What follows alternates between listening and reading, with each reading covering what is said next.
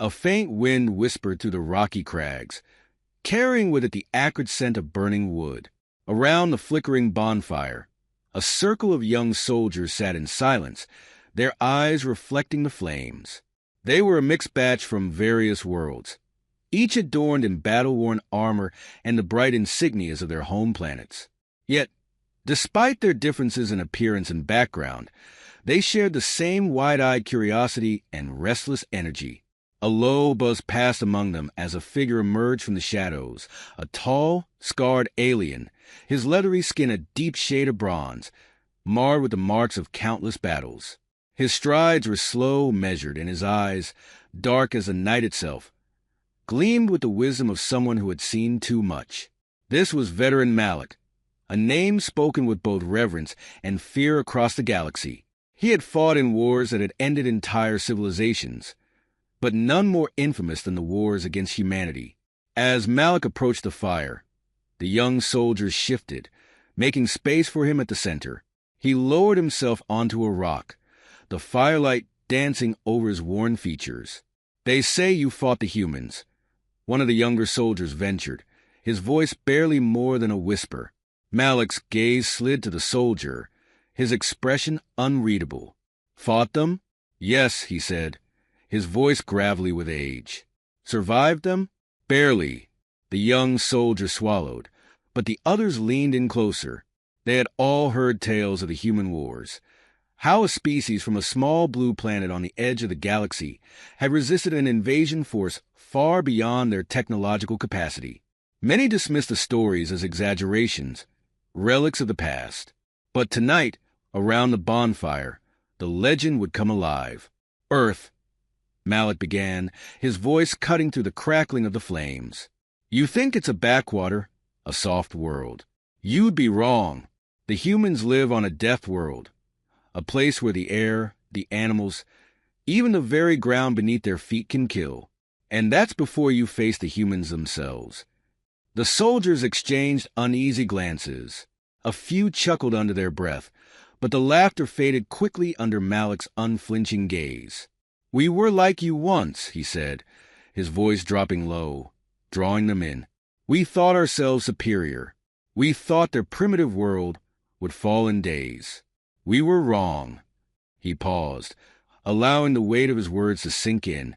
"Their world was hostile, yes," Malik continued, "but nothing compared to them.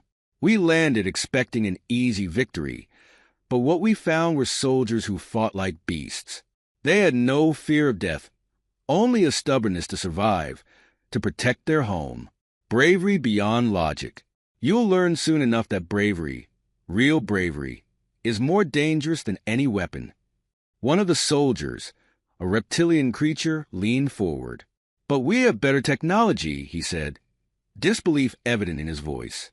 "How could they—" "Technology," Malik cut in, his voice sharp, "means nothing when you face a species willing to sacrifice everything.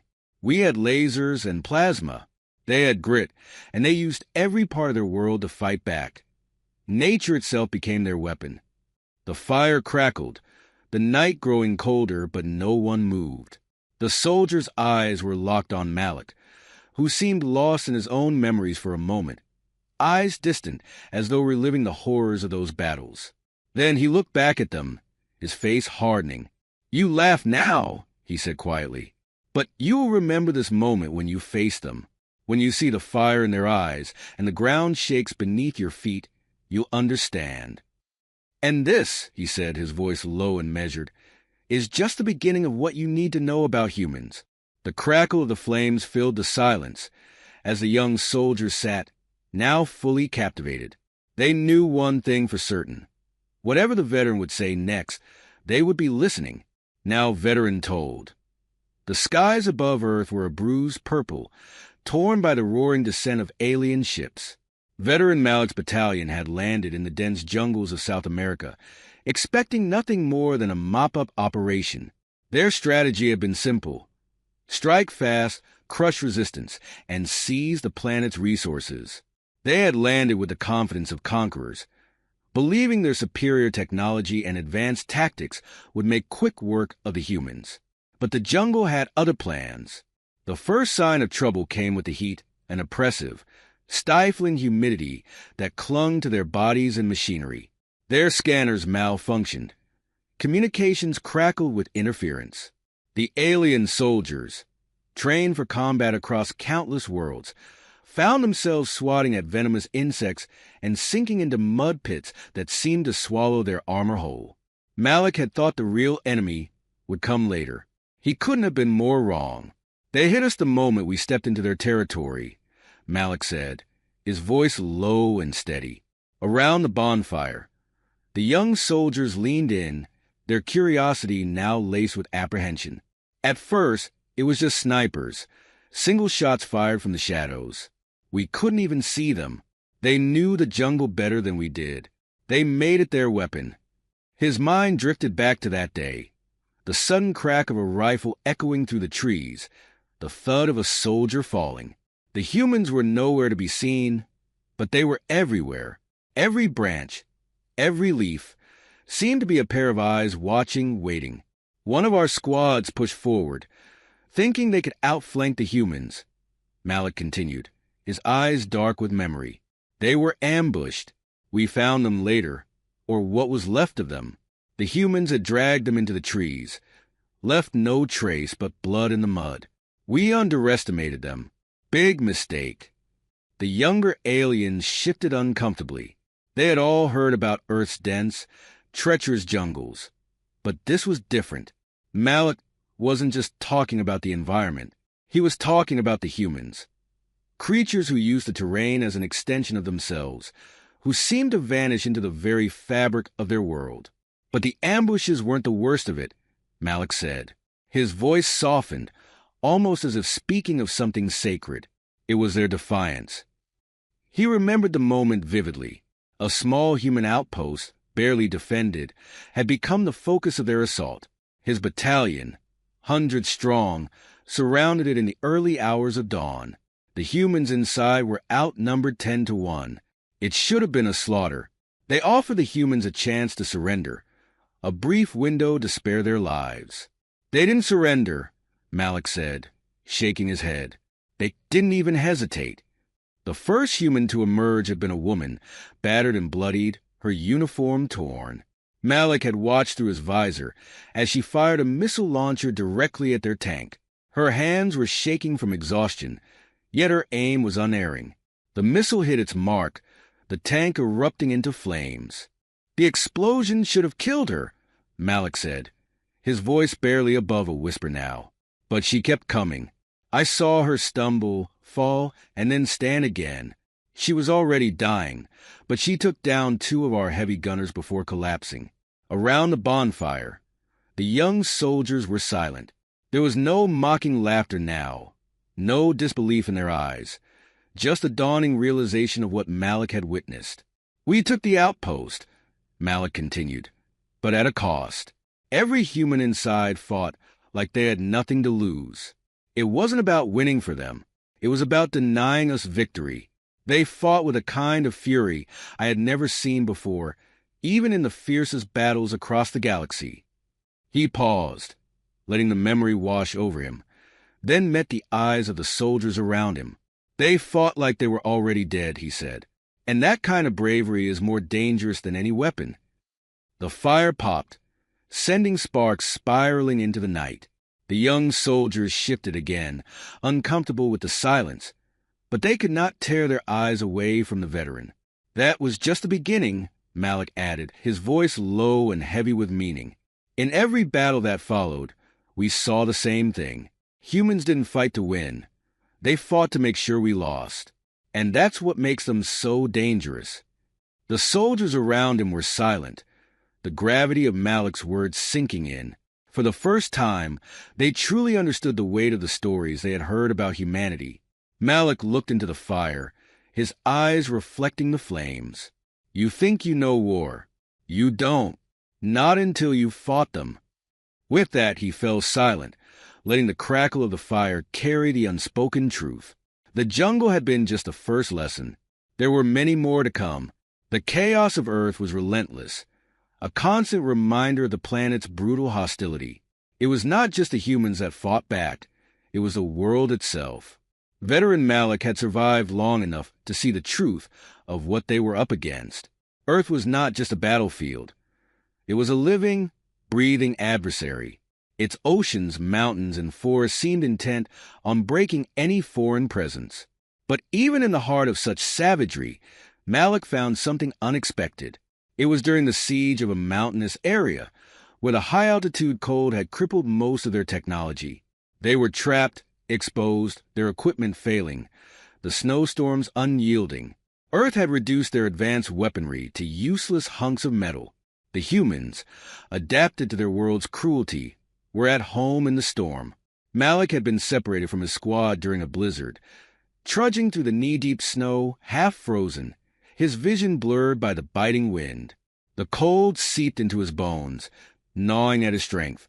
His armor, normally an impenetrable shell, had become a cage trapping him in his own body heat.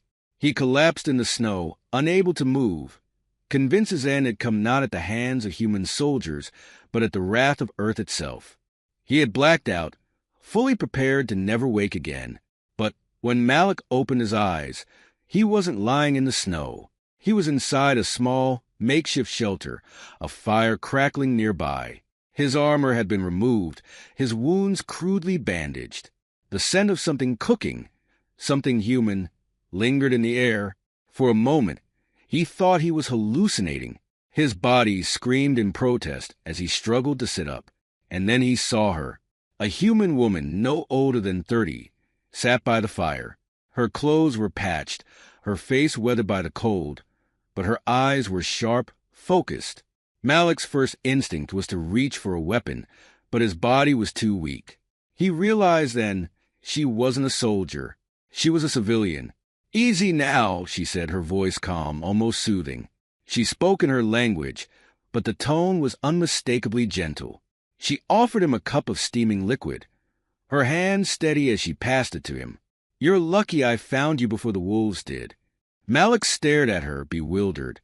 They were at war. She should have left him to die, or worse, taken his life herself. But instead, she had saved him, bandaged him, and now she was offering him warmth. "Why?" he croaked, his voice barely above a whisper, the common tongue of the galaxy still feeling foreign in his throat. The woman shrugged. "Didn't seem right, leaving you out there. War or not, nobody deserves to freeze." He didn't understand it. This woman's people had fought with a savagery he could barely comprehend. Yet here she was, displaying the kind of mercy he had never seen in battle. Malik had heard of human kindness, but experiencing it in the middle of a war zone was disarming. The humans were supposed to be ruthless, but this was something else. She tended to him for days, feeding him, checking his wounds, even sharing stories of her life before the war. She spoke of a world that had once been full of hope before the conflicts had torn it apart. There was a sadness in her eyes, but also a resolve, an unshakable belief in the goodness of people, even in the midst of war. When Malik was strong enough to walk, she handed him a crude map. "This will get you back to your people," she said simply. "The storm's clearing." He stared at her, still unable to grasp why she had done this. "You could have killed me," he said, his voice thick with confusion. She smiled, a weary smile that spoke of 1,000 hardships. "Maybe," she said softly, "but what would have been the point?" Malik had no words. He left the shelter without another glance, his mind heavy with questions. As he trudged back through the snow, he realized that the humans were more than just fierce warriors. They were complex, capable of incredible violence, but also of profound compassion. The very species that had fought his kind tooth and nail had also spared him, healed him, and let him go. As he reached his battalion, the sight of the human woman lingered in his mind. It was a kindness he would never forget, a contradiction to everything he thought he knew about them. And in that moment, he understood that the humans' greatest strength wasn't just their will to fight. It was their ability to see past the battle, even when surrounded by death. "Remember this," Malik said, his voice heavy with the weight of his story as the fire crackled around him. "They are not just warriors. They are more dangerous than that. They are people. The soldiers around him were silent, absorbing the gravity of his words. The fire burned lower, and they knew that the truth of humanity was far more complex and far more dangerous than they had ever imagined. The fire burned low, casting long shadows across the faces of the young soldiers. Their expressions were tense now, no longer marked by youthful arrogance. Malik stared into the dying flames for a moment before speaking again. His voice was softer now, almost reverent. "We had prepared for everything," he began, his eyes reflecting the embers. "We thought we knew war. We'd seen planets laid to waste, entire systems turned to dust. But we weren't ready for their weapons." One of the younger soldiers, his scales glistening faintly in the firelight, frowned. "But their technology was primitive compared to ours," he said cautiously. "How could their weapons—" Malik raised a hand, silencing him. "Primitive, yes, by our standards, but they used them in ways we didn't expect, and that was our mistake." He leaned forward, his voice dropping to a near whisper, forcing the soldiers to listen intently. "The humans don't just create weapons, they become them." The soldiers exchanged uneasy glances. Malik's words hung in the air, heavy with meaning. "It started with the nukes," Malik said, his tone grim. "Crude by our technology, but devastating. They didn't hesitate to use them. In one battle, in a place called the Siberian Waste, we pushed them to the brink. We had them cornered, no way out. They detonated a nuclear weapon right in the middle of their own city, wiping out hundreds of their own people. But it took out half of our fleet, too. That's how far they'll go to win. Their willingness to use such weapons, it's not logical. It's personal." The soldiers shifted uncomfortably, their eyes widening in disbelief. "But nukes weren't their greatest weapon," Malik continued, his voice growing darker. "No. Their real strength was their ability to turn themselves into something far more dangerous." He paused, letting the tension build. The fire crackled, sending a spray of sparks into the night. It was the exo-core," Malik said, a note of admiration in his voice. "We first encountered them during a skirmish in the deserts of Africa. We thought we were facing ordinary soldiers, until we realized they weren't human anymore. They had fused with their technology, their bodies enhanced with mechanical exoskeletons, neural interfaces, and weapons grafted directly into their limbs." He shook his head, the memory still vivid in his mind. "They moved faster than anything we had seen before, their reflexes sharper, their strength amplified. They were part man, part machine, relentless, unstoppable. They didn't need sleep, food, or rest. We threw everything we had at them, but it was like fighting ghosts. They weren't fighting for survival. They had become the weapons, fully embracing the brutality of war." The young soldiers sat motionless, the gravity of Malik's words sinking in. The idea of soldiers turning their own bodies into instruments of destruction shook them to their core. "But that wasn't the worst of it," Malik said, his voice low, barely audible. "Their most terrifying weapon wasn't a machine or a bomb. It was their minds." The soldiers blinked, confused. "They adapted," Malik said, his eyes hardening. "They learned faster than we could. Every time we thought we had them beaten, they evolved. Their tactics shifted. Their strategies changed.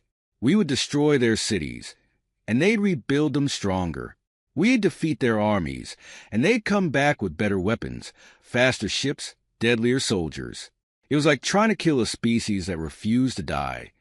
He leaned forward, his voice filled with the weight of his experiences. "And that's what makes them so dangerous. Not their weapons, not their technology, but their will, their ability to keep going, no matter how many times they fall. Their resilience is their greatest weapon." The silence around the bonfire was suffocating.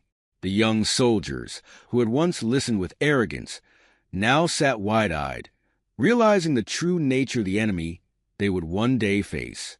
"Humanity doesn't fight like we do," Malik said, his voice now a dark whisper. "They fight with everything they have, mind, body, and soul.